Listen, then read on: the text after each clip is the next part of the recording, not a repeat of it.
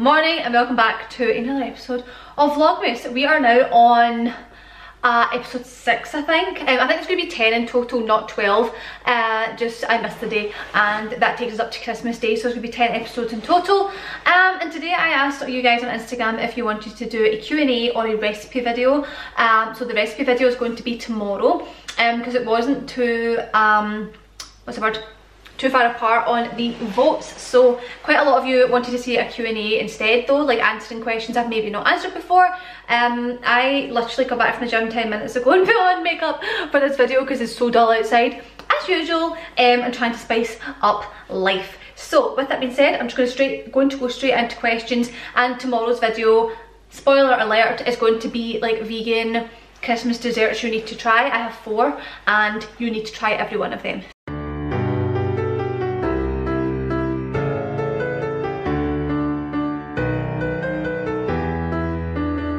Okay, I think this is a good question. It's not that I've not answered it before, it's just it's relevant to time, I guess. So what are your 2021 goals? So quite honestly, I feel like for 2021, but I feel like obviously this year has been haywire for everyone, and I just feel like for 2021 I want to take more time to be aware of how I'm feeling at different points in life and making sure, because I'm very good at like distracting myself. There's something on my lip.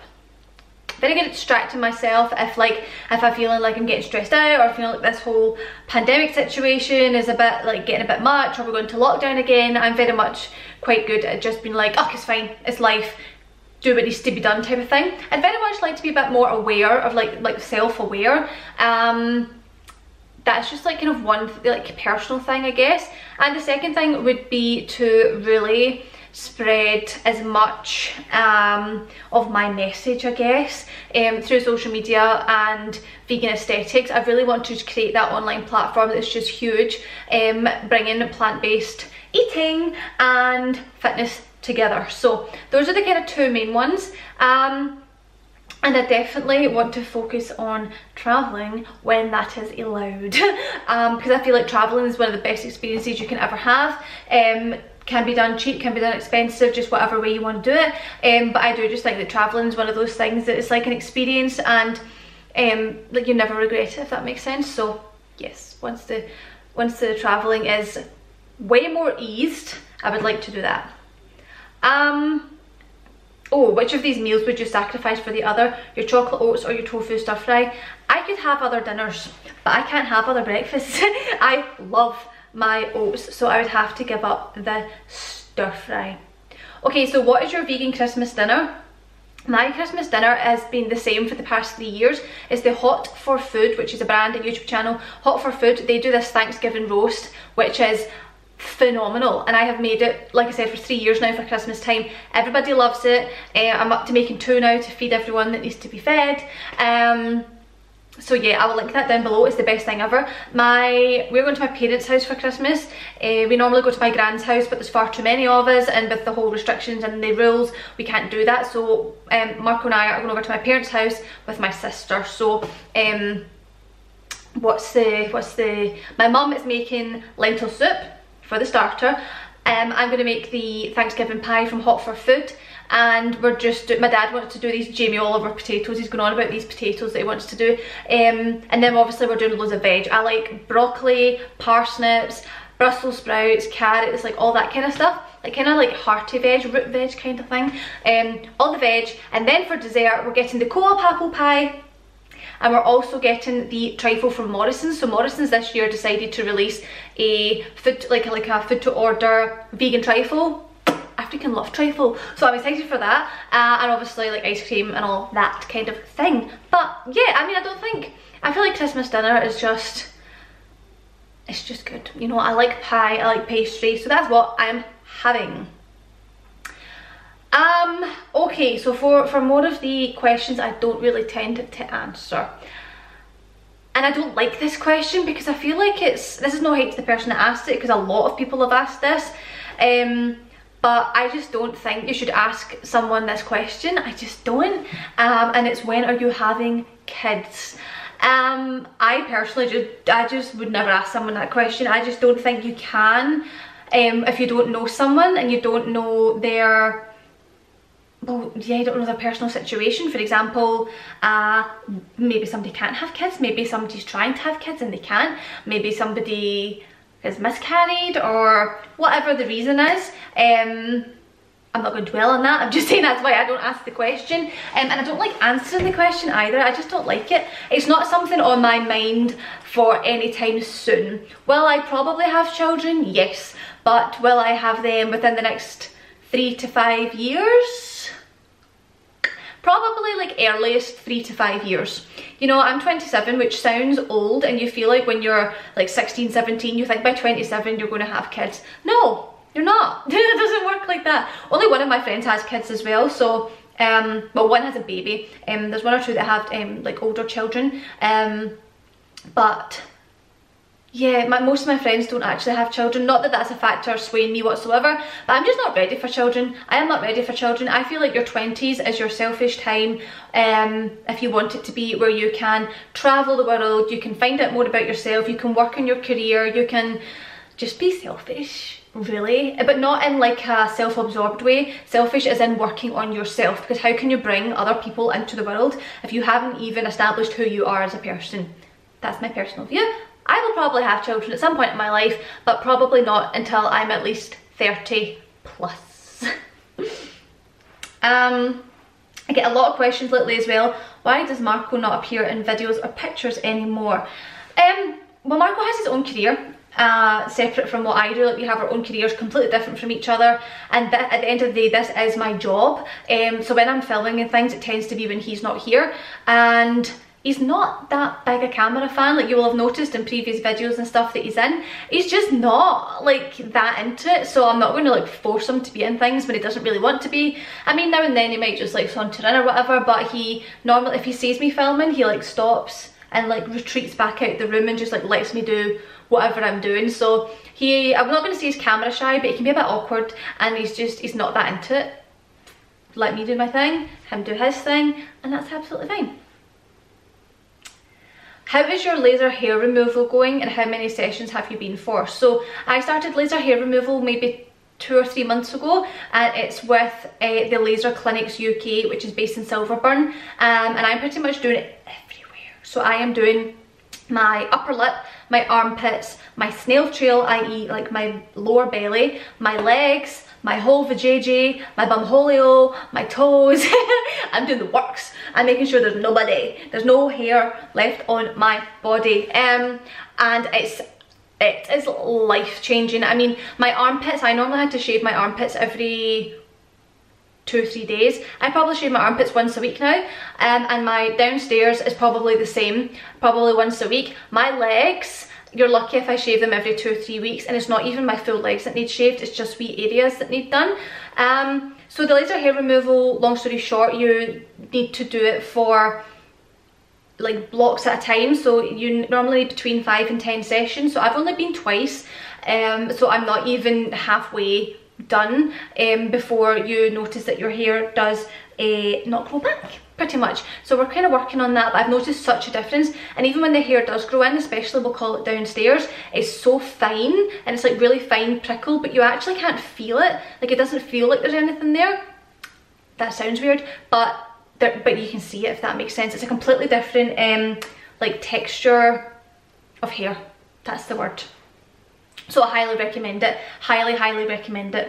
And mine was gifted to me. They did reach out to me and ask if it was something I was interested in doing, and I said yes, but I highly rate them, honestly, like hands down. Do you regret doing your degree? No. I don't think you can ever regret doing anything that at some point bettered you in some kind of way. So for me, that was obviously education. So when I left high school when I was 17, and then you pick a degree to do, and then you go to university for 4 years and you get a degree. When I was 17, this job did not exist. You know, that was 10 years ago. I left school 10 years ago. I left school 10 years ago, and YouTubing, I mean, YouTube obviously existed, but it wasn't the way that it is now. There wasn't YouTubing and influencers and bloggers and all this kind of thing, not to the level that it is now. So I left school, that wasn't a thing, so I was very much focused on, right, what do I want to do? I love psychology, got into psychology, and then I think I was maybe in the end of second year going into third year is when I started doing like the whole Instagram thing and starting a blog and all that. So I would never regret doing a degree, as much as I don't use it for a career right now. It taught me a lot, you know, it taught me a lot about people and taught me a lot about how the mind works and the body works, and yeah, you just get educated from it. And I met some good friends, and I ended up becoming closer friends with people I went to school with, because some girls from school also did the same degree as me. So no, I don't regret it, not one bit. Do you have any kind of bucket list targets, and if so, what are they? So I love bucket lists. I love the idea of just having all these adventures and ideas that I want to do with my life, and I actually have it typed up on my laptop. So I think there's maybe about 50 or 60 things on it, and there's quite a lot of them that so I had the top section is what I have achieved, and then like what I want to, or like what I have done and what I would like to do, and that's, even on that, it's like small things like, I wouldn't say going to university is a small thing, but it's a common thing. So like get a degree, buy a car, buy a house, get married, like stuff like that has already been done. And then the stuff that, and a date when I've done it, or like at least the year that I've done it.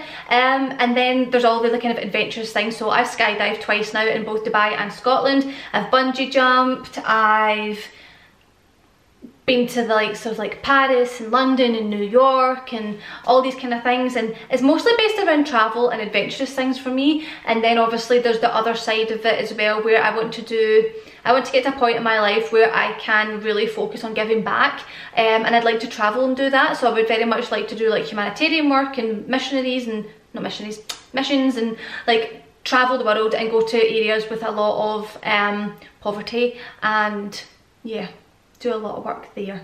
I feel like I could probably start slowly doing smaller things in that scale, but you know, I'd like to, I think that would be something in my 30s I would like to do, is very much like be at a really stable place in my career and be able to go back around, not back, but like go around to different places in the world and even in my own country, and do a lot of, yeah, like giving back work. That's really what I'd like to do. But my bucket list is very much like, out with that is all like adventure stuff and holiday stuff and travel stuff, and I like adrenaline things, you know. I like skydiving, and I like bungee jumping, and I like go-kart racing, and I like rollerblading and skiing and all these kind of things. So yeah, that's kind of where my bucket list sits. And obviously I've got my career stuff on there as well, but I wouldn't really say that's a bucket list thing. I'd say that's more of like my career plans. My career plans. Okay, natural family planning. So going back to the whole baby stuff, I don't really talk about this that much either, because obviously I am not a doctor or any experienced person in telling other people what to do with birth control. I am not telling anyone what to do with birth control. Disclaimer, I'm telling you what I do. So I have never been on the pill. I've never been on any kind of hormonal contraceptive. It's just not for me. I have, you know, always had it in my head that I don't ever want to do anything to my body that's unnatural. You know, I don't want to be what's the word, like, what's the word I'm looking for? I don't want to be like changing my hormones. I don't want to be changing my natural period cycle and all this kind of stuff. I just don't want to do that. Influence my hormones, change my hormones, whatever the word is. Tamper with, maybe. Yeah, so I got the Lady Comp, which is the Lady Composition Monitor. I got that, oh, I think I've used it for about 5 years now, and it's pretty much a small device. It takes your temperature in the morning. It kind of, over time, you put in when you're on your period and that kind of information as well. And over time, it learns your body, your cycle, your temperatures and all of that kind of stuff, and it tells you when you are most likely to be fertile. Now this machine takes into account all the things it needs to take into account. I'm not going to say what they all are because I'm sure you're aware, but you know, it will, for example, it will give me red lights, like red dots in the morning, if it says, you know, I wouldn't I wouldn't be risky, you know. I wouldn't be playing a dangerous game here unless you want to potentially have a baby. And then it goes into green lights, which is like there's no chance for you to get pregnant. So that's what I have used for about 5 years now, I think, and I love it. I personally, like, I just love that. And it's probably the only thing I will use forever. Yes. But that's not me telling anyone what to do. I'm not saying there's anything against the pill or any other kind of contraception. That is just personally what I like to do. Ooh, deep. Are you truly happy in your daily life? When you feel down, what do you do to feel better? I am a happy person. I'm a positive person. I'm an optimistic person. I am a go with the flow, don't kill my vibe type of person. But if I do have days where I am just not feeling that, I very much make sure I eat the food I like. I make sure I work out and I have a bath. And I do my skincare for about half an hour in the morning and at night, and that's my main things. I try and do at least the bare minimum work that I need to do that day, but if I'm not feeling like doing any more than that, then I don't force myself to, because I don't have these days often. So if I feel like, oh my god, I don't want to do that today, I don't want to do this, don't want to do that, blah blah blah blah, I won't rush to get out of bed, anything like that. I will just try and like listen to myself and think, right, what needs to be done today and what doesn't. And I can just do the things that need to be done, and then I can focus on doing things that I want to do, if that makes sense. And I suppose something that links onto that is, do you ever feel bad in your own body? And that's asked quite a lot, obviously in different ways, but everybody, whether they are a fitness influencer or whether they are not, has days where they don't have positive body image, and that's fine and that's normal. Actually, it's probably higher in the fitness industry because we're so body conscious and so aware of what we look like and how we're training and how we're eating and all that kind of stuff. But I would say, honestly, wholeheartedly, 85% of the time, if not more, I am happy with the way I look. Sometimes I have days where I'm like, my nose looks too big for my face, which is funny because I've got a button nose, but sometimes I'm like, it looks blobby. Sometimes I think, oh my god, my glutes aren't big enough, or my legs aren't big enough, or why are my shoulders not capped enough? And another question that's next to that is also, how do you deal with having small boobs? So this one says, do people hate on you for having small breasts? Personally, I have the same size and it's my insecurity. That is one thing I am not insecure about, are my boobs. Because I have small boobs, and that's just what it is. Like, there's no other thing about that. There's nothing I can do about it either. I could wear push-up bras if I wanted. I could get a boob job if I wanted. I don't want to do either of those things. When I was younger, probably between the age of like 16 and 20, I wore push-up bras all the time. I don't care about that now. I really don't care about boob size, and quite frankly, I think my boobs suit my body. So I would look stupid if I had massive boobs, like with the rest of my ratios. Like, I'm overall quite a petite person, so if I had massive boobs, I just wouldn't look right. So yeah, everybody has bad body positivity days or body image days, and that's just that. Looking back, what advice would you give yourself at the start of your fitness journey? I would say, make sure you eat enough and do not be afraid to lift weights. When I first started fitness, I was weight training, but I was very aware of like using really light weights. I mean, I had to use light weights anyway, but I was very aware of it. I was doing a lot of like plyometrics and cardio and HIIT and that kind of stuff, and I hadn't quite worked out what food worked best for me yet, and I wasn't eating enough either. So yeah, that if you're starting a fitness journey, do not be afraid to lift weights. Everybody knows this though, like all females know this, that to get the body shape you want, to get that, like, just to enhance your natural shape, to lose body fat, have some lean muscle, weight training is the way to do it. Yet still, so many women are like, oh, but I don't want to get bulky. But it's like every single fitness influencer you follow, pretty much every single one of them weight trains, yet you still tell yourself, don't know if weight training's going to do it for me. Like, it's just, my sister was one of those people. Oh my god, she used to go on all the time, oh, I want to have like a physique like yours, Steph, but I don't really want to lift weights. And I'm like, oh my god, it's the only way. It's not the only way, obviously there's plenty of sports that get you in a good shape, but weight training is the holy grail. So if I was to look back and give myself advice, weight train earlier, don't be afraid to lift heavy and eat more food. What was the last photo you took on your camera roll? I don't even think I want to click that, do I?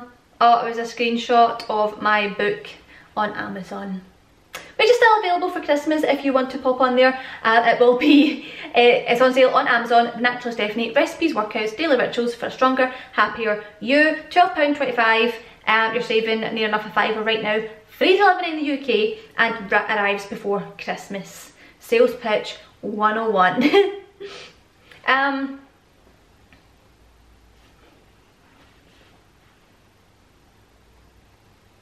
Oh, what was your first job? I don't know if I've ever answered this. I might go through all my jobs so you can see what my background is. My first job I had when I was 14 was the Avon. So I'm sure you know what the Avon is. It's a catalogue. You go around, people buy stuff from it.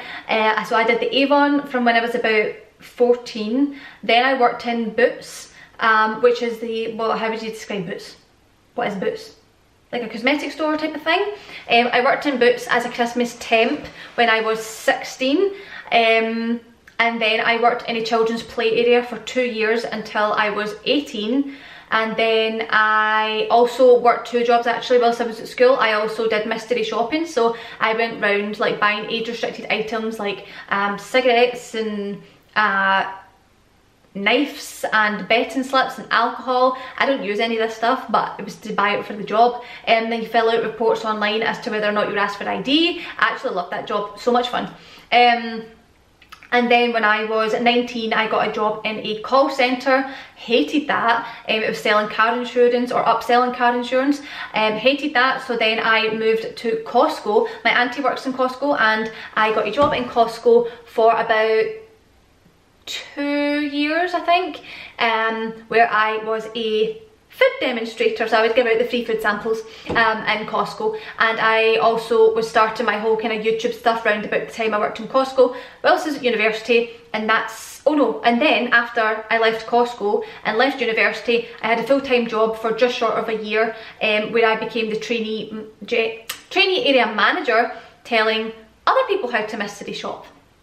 And that was that. And now I am here living the dream, living the dream life, doing what I love best. So did you gain a lot of weight from your reverse dieting initially? My nail just totally ripped my chair there. And also how long did it take you to increase your calories to what they are now? So I eat at least 2,000 calories a day, and it's easily more than that. It's probably more, 2,100 up to about 2,600 probably.